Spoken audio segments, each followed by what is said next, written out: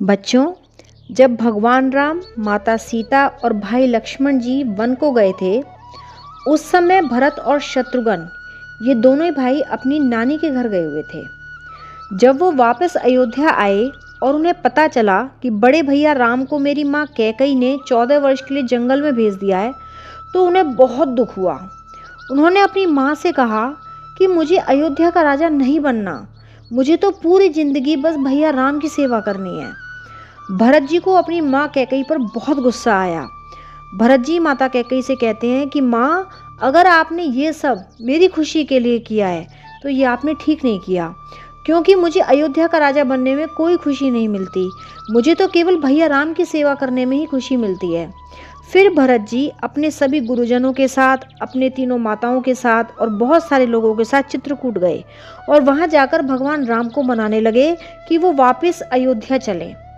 लेकिन भगवान राम ने भरत जी से कहा कि भरत, मैं भी तुमसे बहुत प्यार करता हूँ और तुम्हारे बिना बिल्कुल रह नहीं सकता, लेकिन जो काम माता पिता ने हमें दिया है, क्या उस काम को हमें ऐसे बीच में ही छोड़कर वापस जाना चाहिए?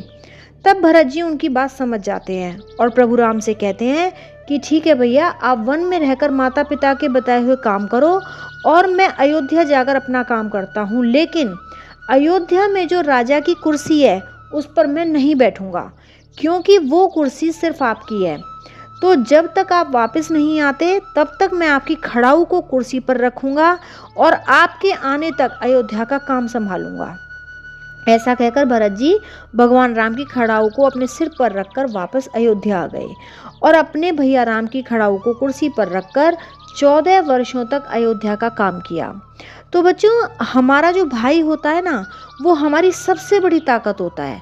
अगर हमारा भाई हमारे साथ है तो हमसे ज़्यादा ताकतवर इस दुनिया में और कोई नहीं है। तो इसलिए अगर हमें अपने भाई के लिए पूरी दुनिया से लड़ना पड़े तो हमें बिना डरे लड़ जाना चाहिए। अगर हमें अपने भाई के लिए धन, संपत्ति, सुख, सुविधाएं छोड़नी पड़े तो छोड़ देनी चाहिए, लेकिन अपने भाई का हाथ कभी नहीं छोड़ना चाहिए, क्योंकि हमारा भाई हमारी ताकत, हमारा सुख, हमारी धन, हमारी दौलत सब कुछ है। जैसे भरत जी को अपने भाई राम से इतना प्रेम था कि अपने भाई के लिए उन्होंने अयोध्या का राजपाट और सारी सुख सुविधाएं छोड़ दी, जैसे वो किसी भी कीमत पर अपने बड़े भाई राम को नहीं छोड़ सकते थे, इसी तरह से बच्चों, हमारा बड़ा भाई हमारे लिए पिता के समान होता है।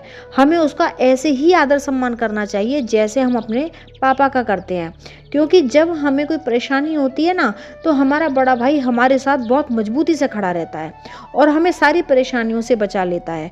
और हमें भी अपने छोटे भाइयों को बहुत प्यार से रखना चाहिए और उसकी परेशानी में हमेशा उसका मजबूती से साथ देना चाहिए।